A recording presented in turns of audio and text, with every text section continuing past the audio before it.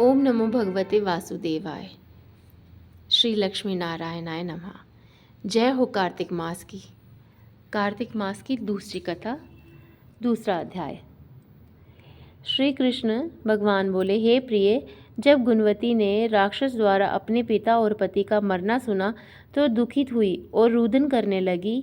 हे स्वामी, हे पिता, आप मुझे छोड़कर कहाँ चले गए? मैं आपके बिना क्या करूं? अब मेरे भोजन वस्त्र का प्रबंध कौन करेगा? अब मैं किसकी शरण लूं? मैं विधवा हो गई हूँ, विधाता का मेरे ऊपर कोप हुआ, मैं कैसे जीऊँ? श्री कृष्ण जी बोले, कुकरी के समान विलाप करती हुई, हवा से हिलते हुए केले के पत्ते की तरह कांपती हुई वह पृथ्वी पर गिर पड़ी।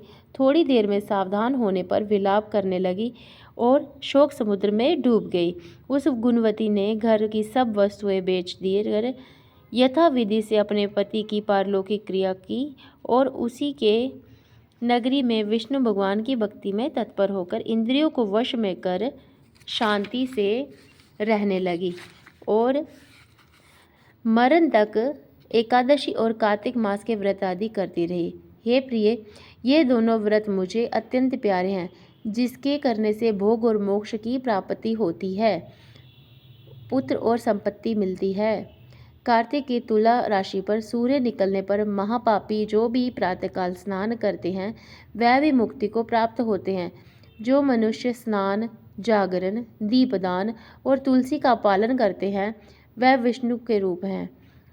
विष्णु भगवान के मंदिर में झाड़ना, सतिया काटना तथा विष्णु की पूजा आदि का कार्य जो मनुष्य करते हैं वह जीवन मुक्त होते हैं। इस प्रकार वह गुणवती हर एक वर्ष कार्तिक व्रत और विष्णु भगवान का नित्य ही पूजन करती रही। एक समय वृद्धावस्था के कारण दुर्बल होने से, रोग और ज्वर से पीड़ित होकर भी होने पर भी गंगा स्नान को गई। जो ही पानी में उतरी, जाड़े के मारे कांपने लगी। उसी समय गुणवती ने आकाश से आता हुआ विमान देखा। शंख, चक्र, गदा, पद्म आदि आयुधों के लिए हुए विष्णु के रूप धारण करने वाले पार्षद गरुड़ की ध्वजा लिए वाले अप्सराओं से युक्त ऐसे विमान में बैठकर बैकुंठ को ले गए।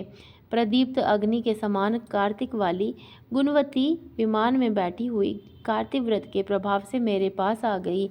जब ब्रह्मा आदि देवताओं की प्रार्थना से मैं पृथ्वी पर आया तब वह गण भी मेरे साथ आए।